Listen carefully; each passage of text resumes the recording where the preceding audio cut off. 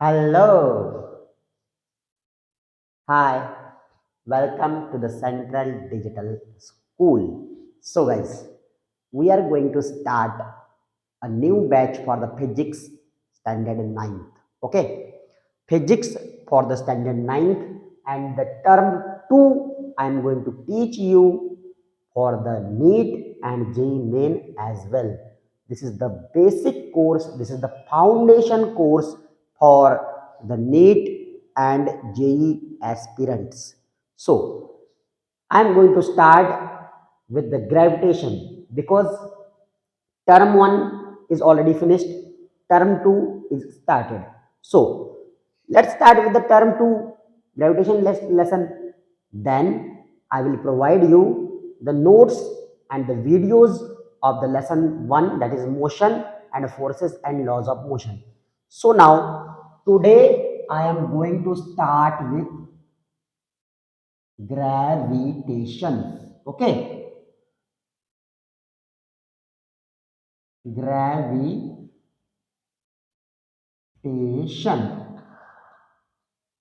What is gravitation? Before going in what is gravitation, I am going to describe few terms in the physics that is very important. What is mean by mass? MASS, mass. What is mean by MASS, mass? मास किसे कहते हैं? मास ये एक basic property होती है किसी भी body की। बेसिक प्रॉपर्टी मतलब उस बॉडी के अंदर कितना सारा मटेरियल है। माने कि जैसे कि चौक है, इसके अंदर कम मास है, ठीक है। डस्टर है, उसके अंदर थोड़ा ज़्यादा मास है। पंखा है, उसके अंदर ज़्यादा मास है। दरवाज़ा है, इसके अंदर और ज़्यादा मास है। ट्रेन है, उसके अंदर बहुत ज़्यादा मास है। तो ये एक बेसिक प्रॉपर्टी होती है किसी बॉडी की, और ये बॉडी की प्रॉपर्टी करती क्या है? ये मोशन को अपोज करती है। जैसे कि फॉर एग्जांपल, अगर हमें गाड़ी स्टार्ट नहीं हो रही है तो हम क्या करेंगे? गाड़ी को धक्का देते हैं, धक्का देके गाड़ी स्टार्ट होती है। लेकिन अगर ट्रेन स्टार्ट नहीं हो रही है, ट्रेन को धक्का देंगे? बहुत ही रेयर केस में कहीं किसी ने किया होगा, ट्रेन को मैन्युअली धक्का दिया होगा। अभी तक मुझे तो कोई ऐसा वाक्य नहीं आता याद कि ट्रेन को धक्का दिया गया है, या न्यूज़ में कहीं देखा। न्यूज़ बन जाएगी उस दिन कि ट्रेन को धक्का देकर स्टार्ट करना पड़ा। तो ट्रेन का मास बहुत ज़्यादा होता है, okay, as compare to bike and car, ठीक है। तो जिसका जितना ज़्यादा मास होगा, मोशन को उतना ही ज़्यादा अपोज करेगी वो चीज़। मोशन को अपोज करने यानी करेगी मतलब चेंज इन मोशन को अपोज करेगी। मान लो कि ऑलरेडी ट्रेन चल रही है और अब रोकना है, तब भी वो चीज बहुत ज्यादा रेजिस्ट करेगी रोकने के लिए। ट्रेन को पकड़ के नहीं रोका जा सकता। मान लो कोई साइकिल चला रहा है, नॉर्मल स्पीड से चला रहा है, अगर उसको हम पकड़ लेंगे तो वो रुक जाएगी, साइकिल कैरियर पीछे से पकड़ लेके रुक जाएगी। लेकिन ट्रेन जा रही है, अगर उसको पकड़ लेंगे तो ट्रेन नहीं रुकेगी, क्योंकि भले ही ट्रेन का इंजन बंद हो जाए, एकदम से ट्रेन नहीं रुकेगी। ट्रेन जब ब्रेक लगाया जाता है तो बहुत देर बाद जाके रुकती है। क्यों? क्योंकि उसका इनर्शिया ज्यादा है, उसका मास ज्यादा है, वो चेंज इन मोशन को बहुत ही कम, मतलब बहुत ही देर से बहुत ज्यादा रेजिस्ट करता है। अगर वो मोशन में है तो सोचता रहेगा कि मैं मोशन में ही बना रहूं ऑब्जेक्ट, ऐसा सोचता रहेगा। मास मतलब क्या होता है? Basic property, basic property of an object, okay, basic property of an object which resist which resist which resists change in its state of motion, okay, basic property of an object which resists change in its state of motion।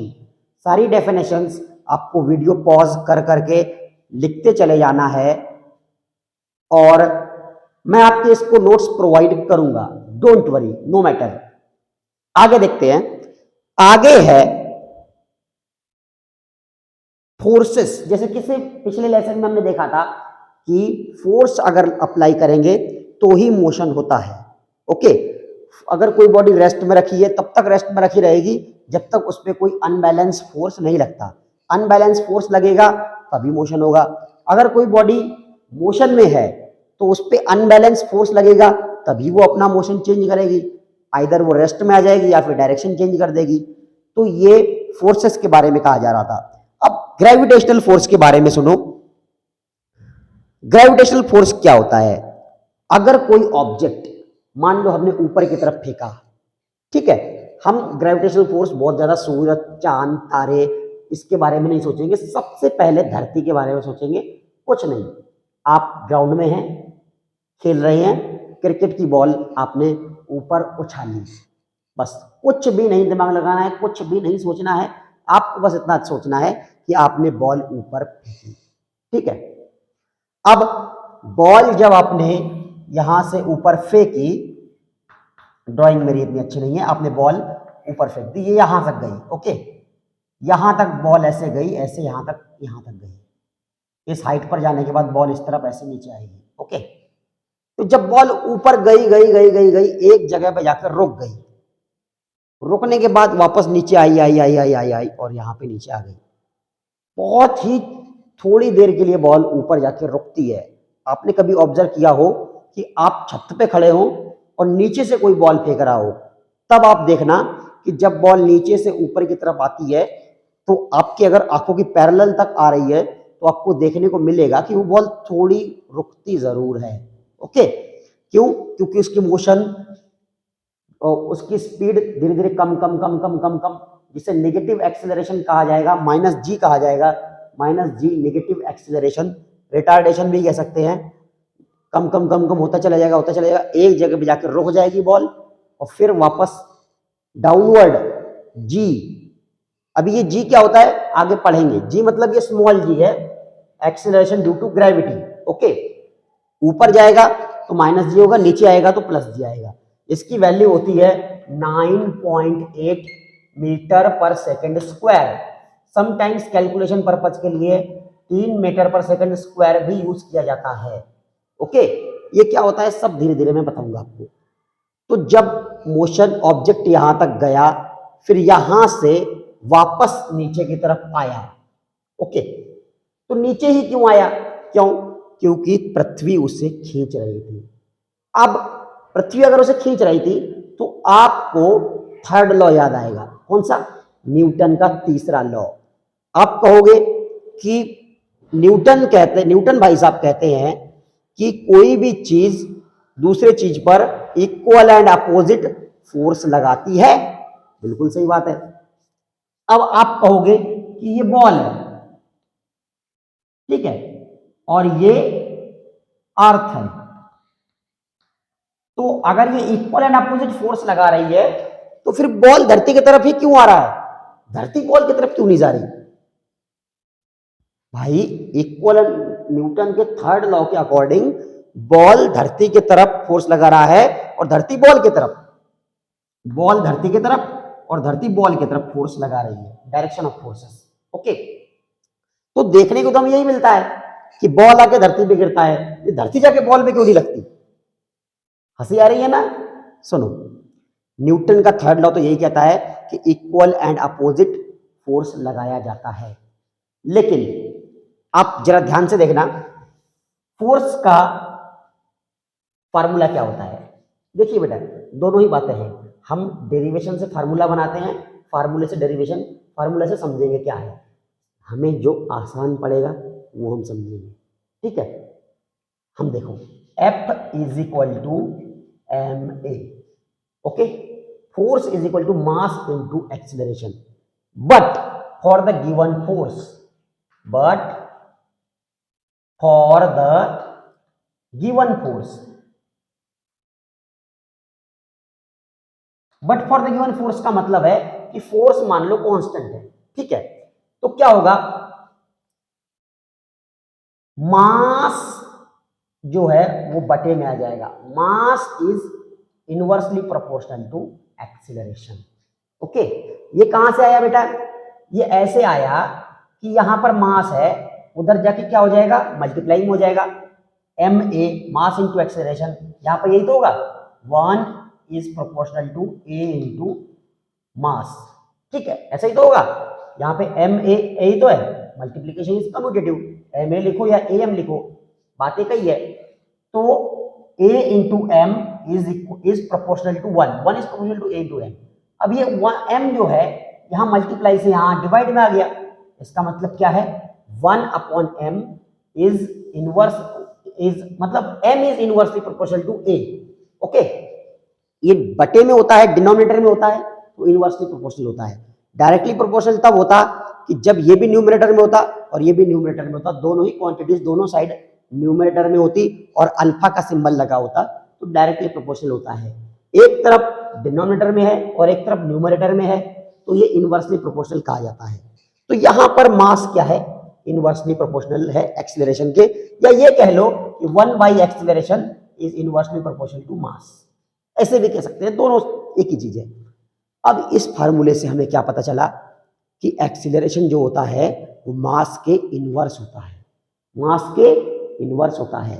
अब अर्थ का मास ज्यादा है तो acceleration नहीं होगा, ball का मास कम है तो एक्सीलरेशन ज्यादा होगा। मतलब क्या है?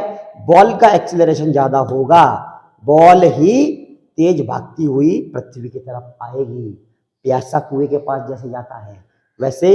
इसमें वजन, इसमें मास कम है और इसमें मास ज्यादा है, तो ये इसमें एक्सीलरेशन ज्यादा होगा, इसमें एक्सीलरेशन कम होगा। ज्यादा और कम से रिलेशन अब देख लो बेटा, यहां बहुत ही ज्यादा है, अर्थ का मास बहुत ही ज्यादा है। किसी भी ऑब्जेक्ट पे, ऑब्जेक्ट से अगर कंसिडर करोगे, अर्थ के ऊपर जितने भी ऑब्जेक्ट हैं उन ऑब्जेक्ट से अगर कंपेयर करोगे तो अर्थ का मास तो बहुत ही ज्यादा है। ट्रेन भी ले लोगे, बनी तो अर्थ से के मटेरियल से ही है, तो अर्थ से तो उसका मास बहुत ही कम होगा। तो बॉल और अर्थ, ये कहां राजा भोज और कहां गंगू तेली वाला किस्सा हो गया, कहां राजा भोज कहां गंगू तेली। तो एक्सेलरेशन इसी को करना पड़ेगा, हल्का आदमी, छोटा आदमी ही बड़े के पास जाता है, प्यासा ही कुएं के पास जाता है।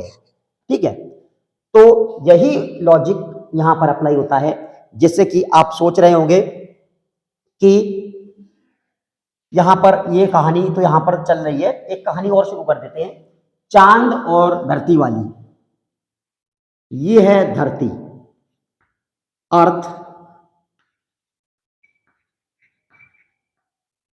अर्थ, ठीक है, ये है अर्थ और ये है मून। ओके, अब आप बताइए, अर्थ और मून थर्ड लॉ के अकॉर्डिंग दोनों एक दूसरे के ऊपर फोर्स लगा रहे हैं, बिल्कुल लगा रहे हैं, लेकिन सेकेंड लॉ के अकॉर्डिंग जो मास है वो इनवर्सली प्रोपोर्शनल है। मास जब इनवर्सली प्रोपोर्शनल होता है तो क्या होता है बच्चों? जिसका मास ज्यादा होगा वो मूवमेंट नहीं करेगा या कम करेगा, जिसका मास कम होगा उससे मूवमेंट करनी पड़ेगी क्योंकि वो हल्का है कंपैरिजन में। अब देखो, इसी का मतलब यह है कि पृथ्वी उसमें जाके नहीं टकराती, चांद ही पृथ्वी में आके टकराएगा। अब ये टकराता क्यों नहीं है? इसके पीछे भी एक लॉजिक है। कई साइंटिस्ट बताते हैं, रिसर्च बता चुकी हैं कि मास पर जो मिट्टी, पत्थर या वातावरण जो पाया गया है वो धरती के लिए फॉरेन पार्टिकल है। फॉरेन पार्टिकल यानी चांद जो है वो पृथ्वी से नहीं बना है, चांद एक अलग मटेरियल से बना है, कहीं और से आया है।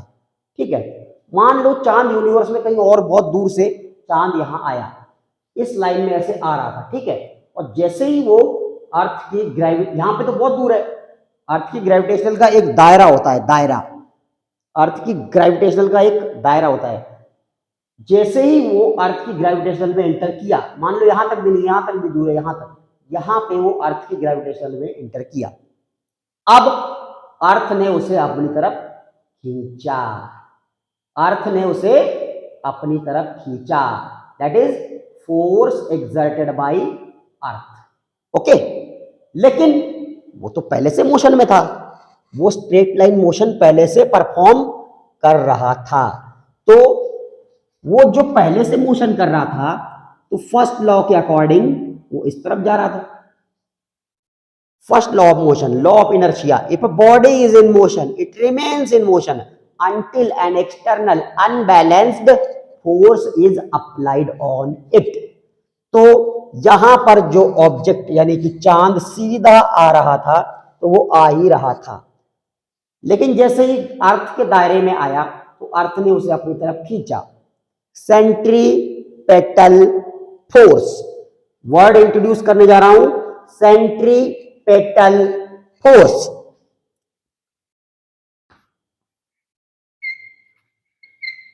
सेंट्रीपेटल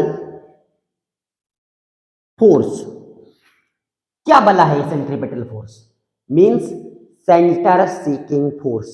सीकिंग माने प्राप्त करने की इच्छा रखने वाला, चाहने वाला, मतलब ऐसा कि केंद्र को, ऐसे कह सकते हैं केंद्र को प्यार करने वाला फोर्स, केंद्र की तरफ आकर्षित होने वाला फोर्स। ऐसा फोर्स जो केंद्र की तरफ आकर्षित हो रहा है उसे कहते हैं सेंट्रीपेटल फोर्स। सेंट्रीपेटल, अब देखिए बेटा सेंट्रीपेटल क्या बना है, ये इधर जा रहा है और इधर जा रहा है। तो अगर मान लो कि एक बच्चा मुझे इस तरफ से खींचे, एक बच्चा मुझे इस तरफ पकड़ के खींचे, तो मैं किधर जाऊंगा? मेरा डायरेक्शन 180 डिग्री नहीं है, दोनों हाथों के बीच में जो एंगल है 180 डिग्री नहीं है, 90 डिग्री एंगल है। ठीक है, ये हाथों का जो एंगल है 90 डिग्री एंगल है। तो मैं किधर जाऊंगा? इधर को जाऊंगा ऐसे? नहीं। इधर को जाऊंगा ऐसे? नहीं। अगर मुझे एक बच्चा इधर से खींच रहा है, एक बच्चा इधर से खींच रहा है, दोनों हाथों के बीच में 90 डिग्री का एंगल है, तो मैं आगे की तरफ जाऊंगा ऐसे, आगे की तरफ। समझ में आ रहा है? ऐसे आगे की तरफ, समझ में आ रहा है? वैसे ही यहां पर वेक्टर अप्लाई हो रहा है, एक फोर्स इधर की तरफ जा रहा है, एक फोर्स इधर की तरफ जा रहा है, तो ये ना इधर जाएगा ना इधर जाएगा, ये जाएगा इधर की तरफ। समझ में आया? अब चांद आ गया यहां पे। अब जब चांद यहां पे आ गया फिर भी सिचुएशन वही है। एक तो चांद इधर जाना चाहता है जो उसका पहले से मोशन बना था, दूसरा चांद को पृथ्वी खींच रही है, चांद को पृथ्वी खींच रही है ग्रेविटेशनल फोर्स से, तो वो इधर भी एक फोर्स लगा है, एक फोर्स इधर लगा है, एक फोर्स इधर लगा है। तो अब डायरेक्शन ऑफ फोर्स होगी ये वाली। ओके, अब यहां से बाद में चांद यहां आ जाएगा, यहां पर भी सेम कहानी होगी, एक फोर्स इधर लगेगा, एक फोर्स इधर लगेगा अर्थ की तरफ, और एक फोर्स इधर लग जाएगा बीच में। ये बीच में रिजल्टेंट फोर्स है, रिजल्टेंट। तो ना वो इधर जा रहा है ना इधर जा रहा है, वो इधर जा रहा है। तो इसी तरीके से यहां से यहां, यहां से यहां, यहां से यहां, यहां से यहां, ऐसा वो घूमता रहेगा। चांद यहां से यहां आ जाएगा, यहां से यहां आ जाएगा, यहां से यहां, यहां से यहां, यहां से यहां, यहां से यहां, यहां से यहां, वापस यहां। इस तरह से चांद घूमता रहेगा। ओके, इस तरह से चांद घूमता रहेगा। इसे कहते हैं सेंट्रीपेटल फोर्स। सेंट्रीपेटल फोर्स मतलब एक डोर है, एक फोर्स है जो पृथ्वी की तरफ खींच रहा है। अगर आप गेंद को या किसी पत्थर को रस्सी में बांधोगे और यूं करके गोल गोल गोल गोल गोल गोल घुमाओगे, तो जब छोड़ोगे तब तो वो स्ट्रेट लाइन में चला जाएगा। एक और वर्ड इंट्रोड्यूस करने जा रहा हूं, टैंजेंट। ध्यान से सुनना, ये कहानी तो खत्म हो गई गेंद और बच्चे वाली। यहां पर मैं एक और कहानी इंट्रोड्यूस करने जा रहा हूं, दैट इज, क्या बोला था मैंने अभी अभी? हाँ, टैंजेंट। टैंजेंट, टैंजेंट क्या बला होती है? टैंजेंट होती है जैसे कि कोई सर्कल है, ये मान लो एक सर्कल है, ज्यादा अच्छा नहीं बना है, इक्विपमेंट के सहारे से बनाएंगे तो ही अच्छा बनता है, इतनी मुझे प्रैक्टिस नहीं है। ठीक है, ये मान लो एक सर्कल है। अब सर्कल से टच होती हुई एक लाइन मुझे पास करनी है। सर्कल से टच होती हुई एक लाइन जो कि सिर्फ एक ही पॉइंट पे टच कर रही हो, मात्र एक और एक पॉइंट पर टच कर रही हो। जैसे कि ये यहां से निकली लाइन, ये लाइन सर्कल को कहीं पर भी टच नहीं कर रही है। इसको मैं इधर भी कितना एक्सटेंड कर दूंगा तब भी सर्कल को टच नहीं करेगी, इधर भी कितना भी एक्सटेंड कर दूंगा तब भी सर्कल को टच नहीं करेगी। ठीक है, दूसरी लाइन बना देता हूं ये अगर मैं सर्कल को ये बढ़ा दूंगा आगे, लाइन यहां टच करेगी और यहां टच करेगी, दो जगह टच करेगी, तो ये टेंजेंट होगी क्या? नहीं। क्यों? क्योंकि मैंने कहा था सर्कल, ऐसी लाइन जो सर्कल को मात्र एक ही जगह पर टच करे, बार बार टच ना करे, दो जगह टच ना करे।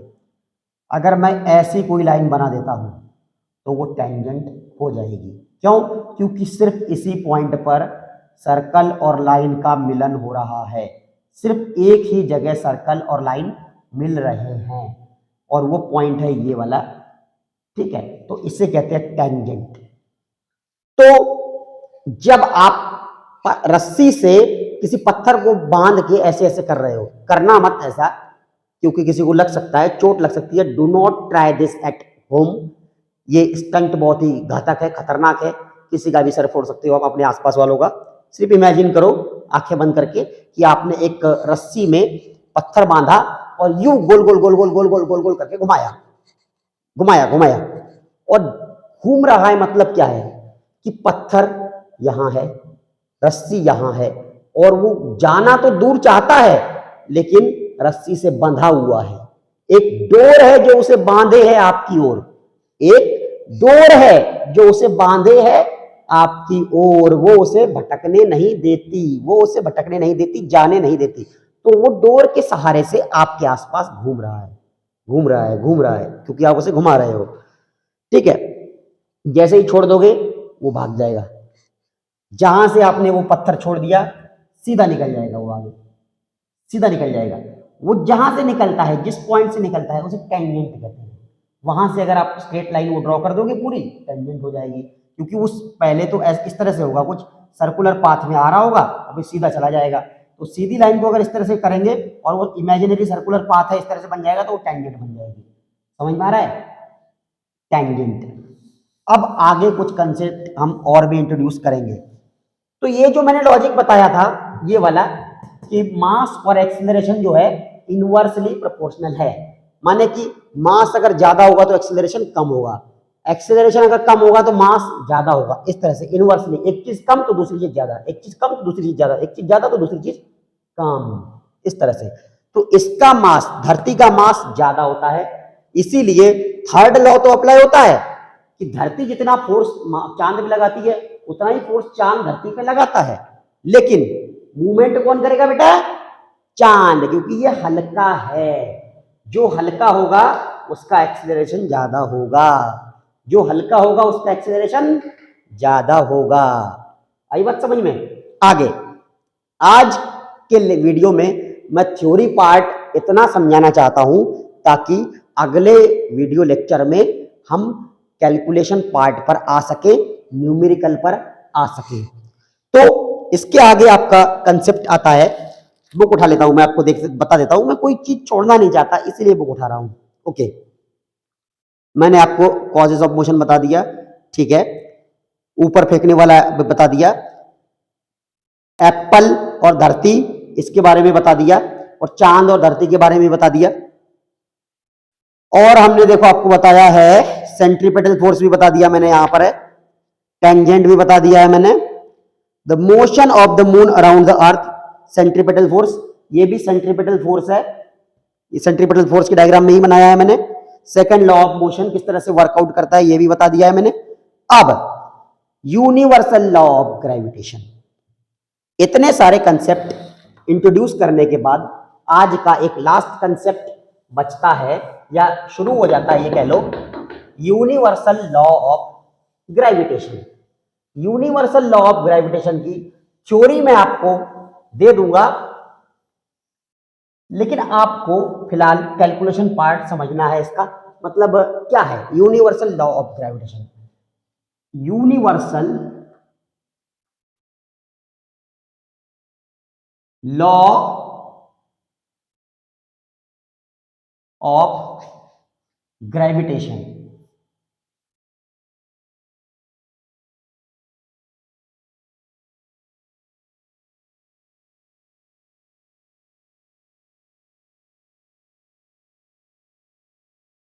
Universal law of gravitation. Every body in the universe,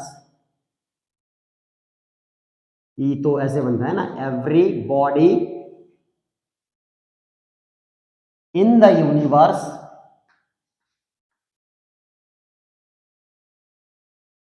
थोड़ी राइटिंग गड़बड़ है, attract towards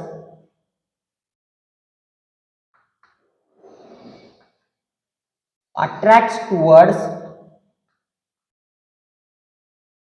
every another body with some force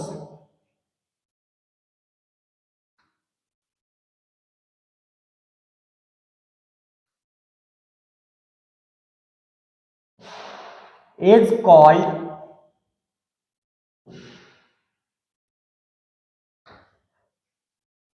gravitational force।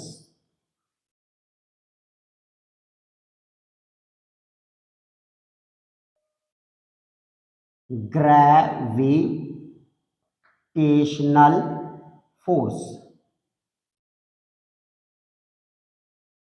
okay।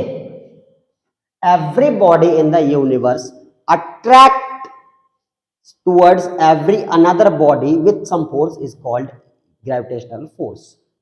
Gravitational force, इसका फॉर्मूला होता है G m m upon d square. Okay, gravitational force is equal to G m m upon d square. Gravitational force is equal to G m m upon d square. Now what is G here, what is m, what is small m, ये small m है, ये capital M है, what is small m and what is d. देखिए यहां बताया every body in the universe attract towards every another body, मतलब कम से कम दो बॉडी तो होना चाहिए एक्सप्लेन करने के लिए। एक मैं बॉडी बड़ी बना रहा हूं, मान लो this is sun, okay. Not only sun, कोई भी सेलेस्टियल बॉडी हो सकती है। What is mean by celestial body? Celestial body मतलब इस यूनिवर्स में पाई जाने वाली कोई भी बॉडी, जैसे कि चांद हो सकता है, प्लैनेट हो सकता है, और सन हो सकता है, स्टार्स यानी जो कहते हैं वो सब, asteroids, it is comment comment नहीं, कमेंट नहीं, क्या कहते हैं उसे, कॉमेट, द कॉमेट, इस तरह से सन। और इधर मैं मानता हूं अर्थ, हम अर्थ पे रहते हैं इसलिए अर्थ के एग्जांपल लेना जरूरी है, अर्थ, ठीक है, सन और अर्थ। यहां इसका जो केंद्र होता है, केंद्र, सेंटर, सेंटर से ही फोर्स एग्जर्ट होता है, कैलकुलेट सेंटर से ही किया जाता है, वहीं से एग्जर्ट होता है। अर्थ में भी फोर्स सेंटर से ही एग्जर्ट होगा, ओके। तो यहां पर डी का मतलब क्या है? डी, इस सेंटर से लेकर तो इस सेंटर तक जो डिस्टेंस है वो डिस्टेंस होता है स्मॉल डी, ओके। जी ग्रेविटेशनल कांस्टेंट होता है, उसकी वैल्यू मैं बताऊंगा अभी क्या होती है। एम, ये जो बड़ा एम है, कैपिटल एम है, ये बड़ी बॉडी का मास, मैं यहां लिख देता हूं, capital M equal to mass of a bigger, bigger कह लो, लार्जर कह लो, bigger body, okay. Small m क्या होता है? वही mass of a smaller body, smaller body. D बता दिया मैंने, डिस्टेंस होता है, d equal to distance between them from the centres, okay. Distance between the bodies distance between the bodies from the centre. आगे अब सिर्फ बचा है जी। जी एक ग्रेविटेशनल कांस्टेंट होता है। अब फोर्स की क्या होती है बेटा? यूनिट। अब हमें जी के टर्म्स में ये सारी चीजें देखना है। एक बार वीडियो पॉज करके इतना डायग्राम, डेफिनेशन सब लिख लो, क्योंकि मैं ये इरेज करने वाला हूं। ओके, ताकि मैं जी के बारे में कुछ और समझा सकूं। हो सकता है कि मैं इसे इरेज कर दूं। ओके, ठीक है, कर लिया आपने? वीडियो पॉज करके लिख लिया? हाँ, वीडियो पॉज करके लिख लिया, ठीक है। आगे देखो, मैं ये डायग्राम इरेज करना चाहता हूं ताकि मैं यहीं पर आगे आपको समझा सकूं इस जी के विषय में। ये कैपिटल जी क्या है, इसमें मैं रिप्लेस कर देता हूं सारी चीजें इनके यूनिट से। जी की यूनिट मुझे फिलहाल पता नहीं है। ओके, एम की यूनिट क्या होती है? मास। ये क्या है? मास है। मास की यूनिट होती है KG. Again small m is also a mass, यहां पे मल्टीप्लीकेशन है, इसकी भी यूनिट होती है केजी। आगे डी स्क्वायर, डी मतलब डिस्टेंस, डिस्टेंस का ऐसा यूनिट होता है किलोमीटर। ओके, इनटू, वैसे मीटर में माना जाता है डिस्टेंस, मीटर इसकी ऐसा यूनिट है metre, metre into metre equal to force की क्या होती है? न्यूटन। मुझे जी की ऐसा यूनिट पता नहीं थी, बाकी सभी की ऐसा यूनिट पता थी। मैंने उनके नाम के जगह, उनके सिंबल की जगह ऐसा यूनिट पुट कर दी। अब मुझे जी की ऐसा यूनिट बतानी है। क्या है? ध्यान से देखना, जी इज इक्वल टू, ठीक है, सारी चीजें जो मुझे नोन है वो मैं इक्वल टू के उस तरफ भेज देता हूं। यहां इक्वल टू के इस तरफ है न्यूटन, न्यूटन भाई साहब तो अकेले बैठे थे वहां पे, उनके साथ में भेज रहा हूं m, m into m means m square. Okay, newton metre square, और केजी जो है, kg into kg means kg square, तो केजी स्क्वायर यहां पर डिनोमिनेटर में आ जाएगा, kg square, newton metre square पर केजी स्क्वायर। कुछ लोग मैथमेटिक्स अप्लाई कर देते हैं, लॉज ऑफ इंडाइसेस, इंडाइसेस घातांकों के नियम, घातांकों के नियम अप्लाई करके क्या होता है, इस केजी स्क्वायर को यहां पे एक ही लाइन में बन जाए, इसीलिए लिखने के लिए न्यूटन मीटर स्क्वायर पर केजी स्क्वायर, पर केजी स्क्वायर पढ़ेंगे इसे, पर केजी स्क्वायर, बस एक लाइन में बन जाए, इसीलिए यहां पे डिनोमिनेटर हटा के बगल में लिख देते हैं, और इसकी जो घातांक है, पावर है, इंडेक्स है, उसे नेगेटिव कर देते हैं। ओके, तो कुछ सालों बाद क्या हुआ था, इस लॉ के डिस्कवरी के बाद एक और भाई साहब थे साइंटिस्ट, जिनका नाम था, नाम थोड़ा ऊट पटांग है, विदेशी लोगों के ऐसे नाम होते हैं, इंडियन लोग कहां रिसर्च कर रहे हैं इतनी। हेनरी केवेंडिश, क्या नाम है बेटा? Henry Cavendish. फिजिक्स में ये नाम कभी पूछा नहीं जाता कभी भी, लेकिन नाम याद रखना है, बेचारे ने इतनी मेहनत की है। Henry Cavendish, CAVENDISH। तो ये भाई साहब कौन थे? हेनरी केवेंडिश थे। इन्होंने ये जो कैपिटल जी है, ग्रेविटेशनल कांस्टेंट, इसकी वैल्यू बताई थी। इसकी वैल्यू फिलहाल फिजिक्स में सारी दुनिया मानती है 6.673 इंटू 10⁻⁻11, और इसकी यूनिट जो होती है, मैंने अभी अभी आपको बताया, वही आपके बुक में भी लिखी है, न्यूटन मीटर स्क्वायर पर केजी, न्यूटन मीटर स्क्वायर पर केजी स्क्वायर। ये एक्सेप्टेड वैल्यू ऑफ जी है, ये हमें कैलकुलेशन पर्पज में लेनी पड़ेगी, इसे याद रखना। आज का होमवर्क है कि सारी ही बातें जो मैंने आपको पढ़ाई हैं वो आपको रिवाइज करनी है बिल्कुल अच्छे तरीके से। जो चीज आपको समझ में ना आए वो कमेंट बॉक्स में मुझे जरूर बता देना। थैंक्स फॉर लिसनिंग, और जुड़े रहिए सेंट्रल डिजिटल स्कूल के साथ, और अपने दोस्तों से शेयर करिए। इस ऐप में नीचे व्हाट्सएप जहां पे बना है, वहां से आप लिंक जो है शेयर कर सकते हैं आपके फ्रेंड्स से। Thank you.